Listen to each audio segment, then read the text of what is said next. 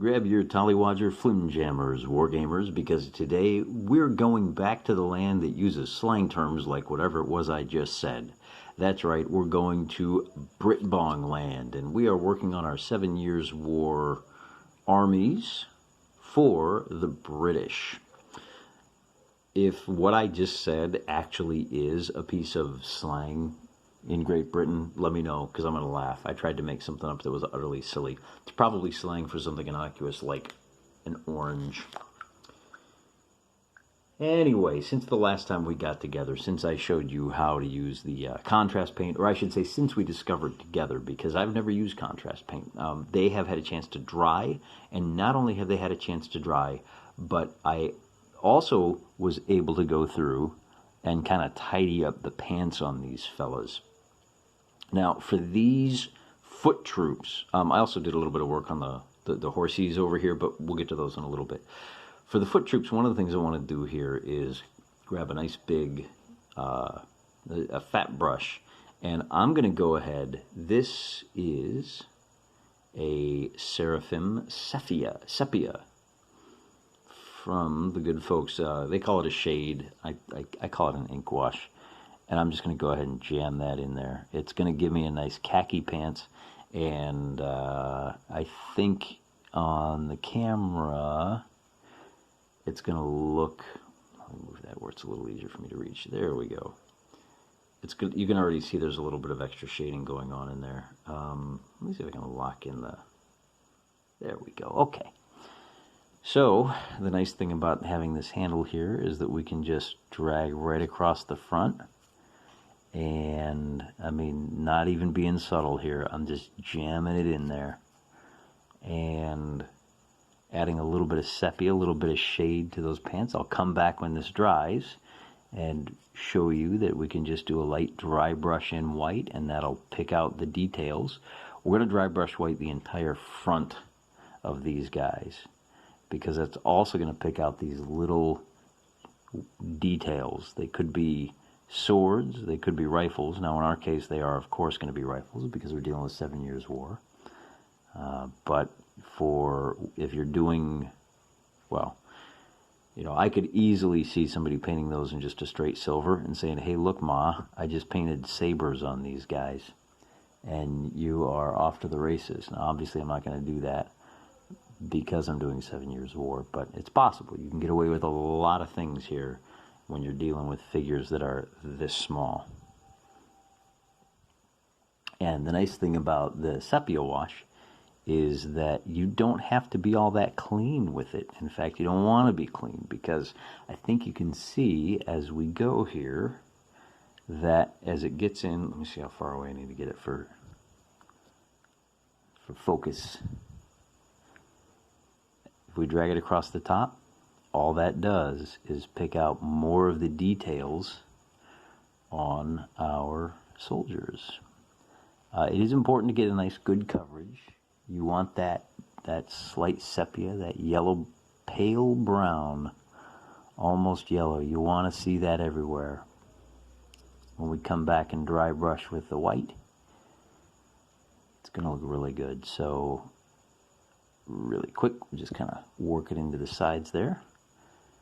And if you are going to be mounting these things 2 blocks 2 by 2, you might not even need to do the sides on all of them, but I'm going to be mounting these guys in single file, so I think it's important that I do that. And then we can even add a little bit of sepia wash to the top here, just to give ourselves a little bit more separation of those individual domes there for each of these guys. We'll go back and we'll dry brush the tops of these individual soldiers with a nice dark gray, maybe a black. Good times. Good times. And there you go. So that's it for those guys. Now let's close that down. I'm going to do the rest of these foot strips here in a little bit, but the next thing I want to do is return to our horses and show you what I've done with those guys. I've grabbed my Nuln oil here, and here you can see up close I went ahead and hit these guys with a sepia wash. The guys in the back, each individual horse has a separate color wash, whether it's sepia or earthshade or Nuln Oil. This time I said, I'm just going to save a little bit of time. I'm going to hit the whole darn strip with sepia, and I think you can see that helps bring out the details in our riders a little bit more too. There's just that little bit of extra shade that's going to help provide some contrast there. But they do look a little bit uniform. A few of them have some Agrax Earthshade on them, but to add a little more variety, one thing I want to do is show you that I can just add another wash in black, and that's going to give me that better variety that will look good at a distance. I actually think that these guys here in the back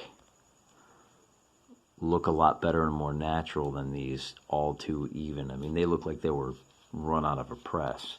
And in the real world, I think that the British Army had better things to do than ensure that they had color coordinated every single horse that their cavalry had. I could be wrong, and if so, there's a whole comment section. It's right next to the subscribe button, hint, hint, hint, just below this video. So by all means, you smart people, go ahead and correct my misapprehension. I'm a big boy. I can take criticism, and not only can I take it, I can appreciate it for the spirit in which it was given. Hey, speaking of criticism, there's a game coming out. They've got a kind of in-house Kickstarter. It's made by one of the major corporations, and apparently they've made a bit of a hash of the not Kickstarter for it, and it's caused a bit of controversy. And if you're feeling betrayed by them, if you're upset by how it's been handled, if you're upset by people not being upset, I would just say, and this always works. This always works when I say this to my wife. Relax. Would you just relax? Of course, I'm kidding. It never works. But it's probably not going to work with the people that are really steamed about it. I don't have a dog in the fight. I don't have, and this is my advice to you. This is a multi-million-dollar corporation. They don't need your help. They don't need you saving them the advertising dollars by talking up this market research, which is essentially what a Kickstarter is. It's market research. It was great when it was used by small independent game companies to find out if there was a market for their fantasy heartbreaker. But now that we see big corporations saying, hey, why are we spending money on market research when those dopes will do it for us? I'm just not interested. I would much rather shop local. And, well, actually, that's not true, because most of my things come from the land of the Britbong. These miniatures that I'm holding right here were designed and sculpted and cast somewhere on that Magic Isle, and made their way halfway across the world to the Magic Island on which I live. But it's a small outfit. I mean, I think there's like 5 or 6 people that work there. It's a family business, if I understand correctly. Good old Ian Sky over at Irregular Miniatures is very responsive. They've got a heck of a wide list of stuff, and the prices are reasonable. Even their shipping prices, I mean, halfway across the world, and it's just a couple of bucks. It astonishes me how easy it is to get miniatures from so far away these days. It's a miracle. We truly live in a golden age of wargaming, and it is fantastic. And these are the guys that I like to support. I'm not interested in supporting some latest vice president who, slid over from the publishing world, or who doesn't really know much about games, but he knows a bunch about getting an MBA, and he knows a bunch about, saving money by shipping jobs overseas. These are not good people. And guys like Gavin Syme over at Alternative Armies, they're good people. And I'll get more bang for my buck by shopping at those guys. You know what you can get for $200? I mean, I could probably get like 3 of these sets for 300. I could put together a 1-for-1, well, maybe not Waterloo, but I could put together maybe a 10-to-1 Waterloo, maybe 20-to-1. This is a pretty big battle for that kind of money. So, that's just my take, particularly in these days when you've got this weird Chinese sickness floating around the world that has just been devastating to Main Street and has so enriched Wall Street. Now, I'm not a purist, of course. After all, I do buy things from old Uncle Bezos's wondrous internet emporium of all things great and small. So, but don't make the perfect the enemy of the good. Do what you can to funnel money towards people who are mom and pop outfits. They're the ones that need our help these days. And so you won't see this channel doing a whole lot of stuff that talks about the big corporations, the big corporate giants, those 400-pound gorillas. Let the 400-pound gorillas market themselves. Let the people that want to be popular chase the eyeballs for the big guys. You and I are going to sit here and paint alone together, and we're going to try to experiment with new ways of using washes and new ways of painting and new scales to engage in. And, just together, we're going to have a great time. None of this is to say that if you're very excited about that game because it's a good entree into the hobby, if you want to share, if you've got nostalgia value, I was never too impressed with it, even when I wore a much, much, much younger man's clothes. It's got very little nostalgia value for me, so it's pretty easy for me to say no thank you. It's not to judge you if you do have a lot of nostalgia value. If you think the game has a lot of nostalgia value for you, if you've been waiting for this for a long time, by all means, go for it. Don't make the perfect the enemy of the good. But, it looks like it's a very popular topic of conversation these days. And go for it, guys. Have a good time. For all the talk I've already put into it, I'm just not that interested. What I really want to talk about is the 7 Years' War, and I want to talk about how we can use these inks to make these horsemen, the horses they rode in on, look as good as possible. And I think we're doing a pretty good job here so far. I think we're getting a little bit more variety in the horses. I may need to hit it with another layer of something, pick out a few more at random and hit them with darker agrax. But, again, here we are painting alone together, and here we are taking a look at how nothing I'm doing here isn't anything that you haven't seen 100 times before. In a lot of ways, this small scale is really forgiving. If I'm off by a little bit here, off by a little bit there,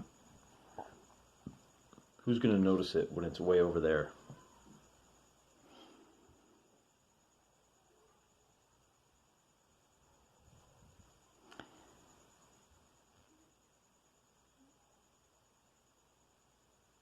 There we go. There we go, right? So if we zoom in tight on this guy, you can see, look, I got a little bit of red on his forehead. I'm counting on my last wash, my last big dry brush to kind of cover some of those sins up.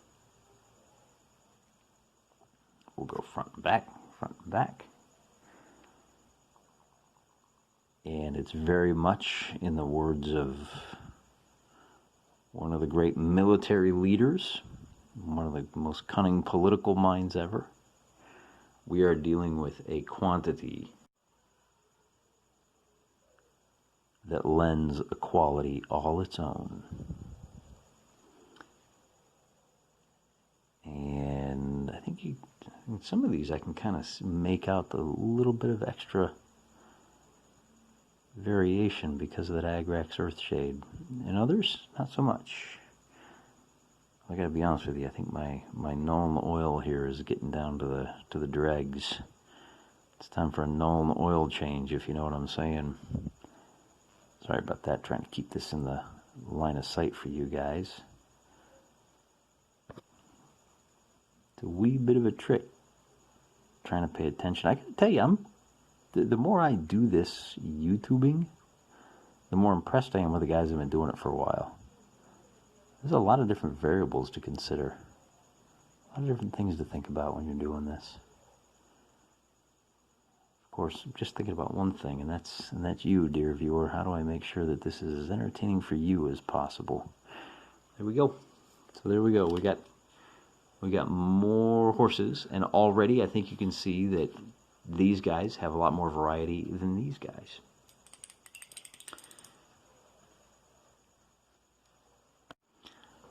Alright, so I got these guys washed. I got a sepia wash on the pants of my foot troops, and now we're going to have a little bit of fun with some straight up white. And take a look at these generals. You can see them down in the lower left hand corner of your screen right here. And let's pick these bad boys up and we'll take a look at these individually. So what we've got here are a series of chargers that I think we're going to go ahead and make these guys a nice uniform white. Let me just lock in my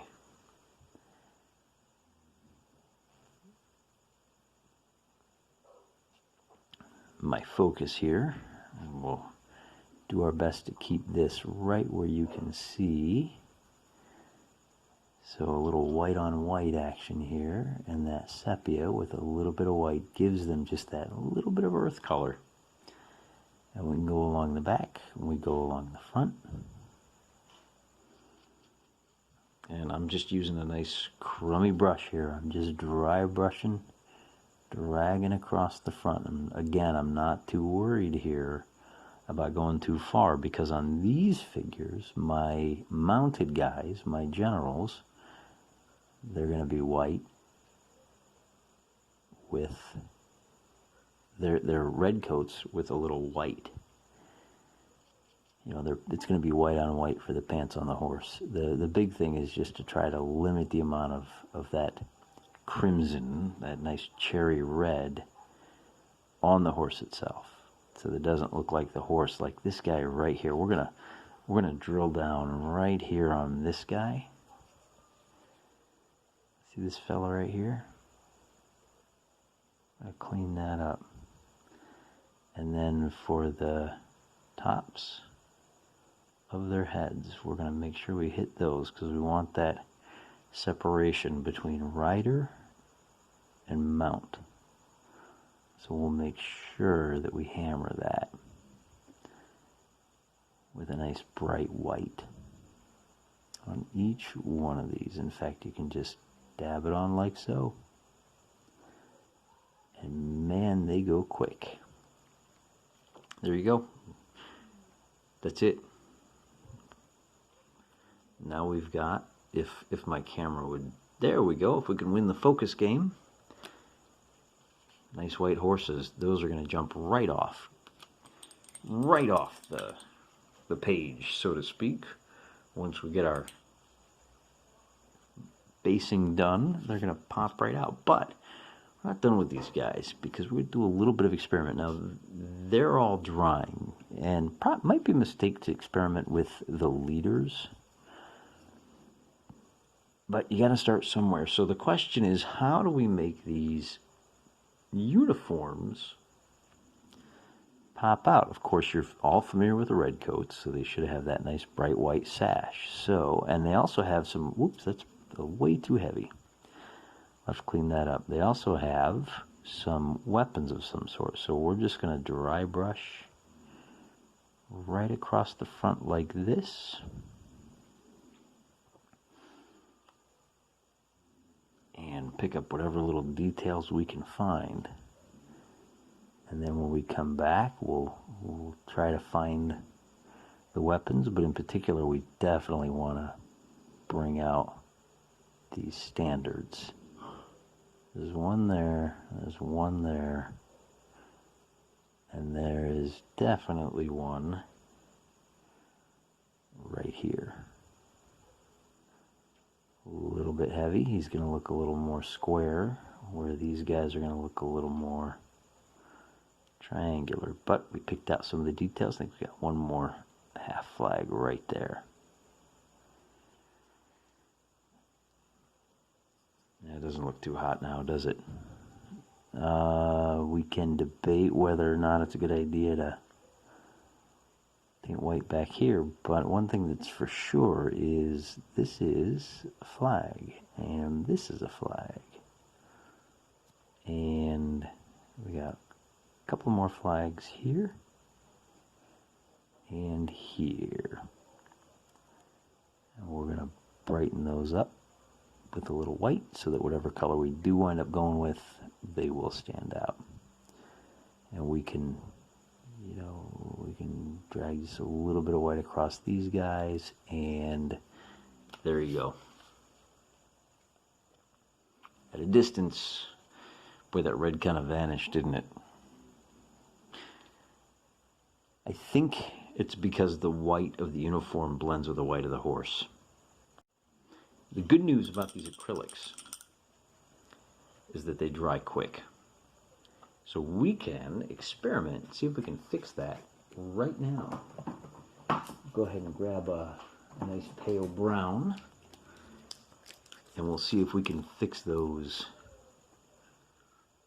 guys by just touching up the flagpoles, giving him some rifles. So now he's got a rifle raised high. Nope, can't see that. Fat fingering it all over the place here.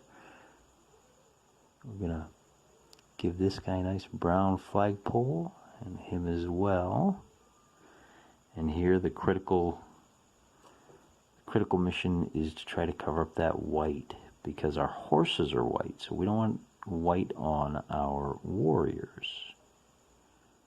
So we just come in and give that a little dose of brown. We'll give this guy a little bit of brown. Turn that brown, and suddenly what was a mistake becomes more of an intentional intimation of the wooden stock of one of those big old muskets. Come in on the back side. We'll do the same thing, and for the time being, they're just holding white flags. But like I said, that is a temporary state of affairs that will be fixed once we get everything else done. I like to do the flags towards the end, and already we've cleaned them up a little bit. So let me show you how we do the muskets. So we did our brown stocks, and as always, the colors that you choose for these have to be way brighter than you think. So we'll get it where we can see. Alright, and then for the muskets, all we need is just that little bit of gleam.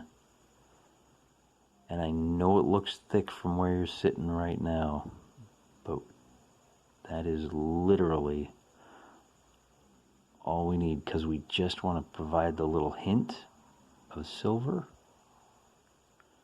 Maybe these guys have more of a sword thing going, a little less brown, a little more silver. Dig in there and get a little bit more. There we go. A little bit of silver.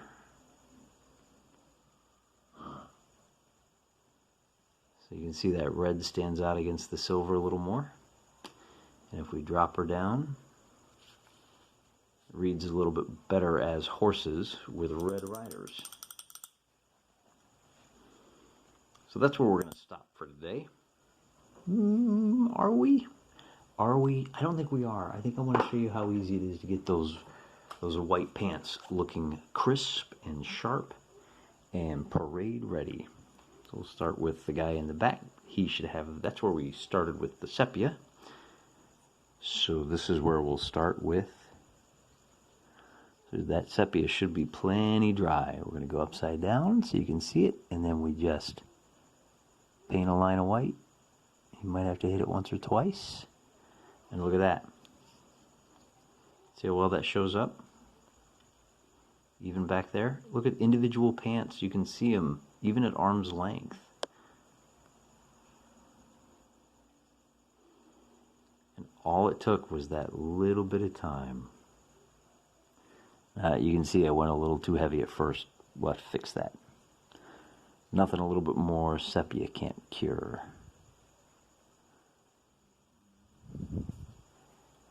These 2mm figures are so forgiving. Most miniature wargame figures are forgiving. Make a little oopsie doopsie, you just paint over it and do it again. You might not have erasers, but that's okay, because we've got other ways, got other tricks. And in this case, our trick is just a little light, very light, light. Makes it nice.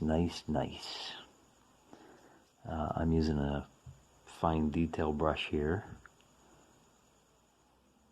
And just a nice light drag back and forth across the back, and you're good to go. So I'm going to go ahead and shut the camera off, get out of my way, and finish these guys up. And next time, I don't know what we'll do. Maybe we'll do a little more painting. Maybe I'll go ahead and wrap these guys up. One nice thing about these fellas is I don't even think I need, because I want a nice dark red, I don't even think I need to dry brush their uniforms at all. If I did, I would probably take that same red, mix in a little bit of yellow. Yellow is your mix for highlighting with red. But that is a conversation for another channel or for another day. Until then, remember, I'm praying for you.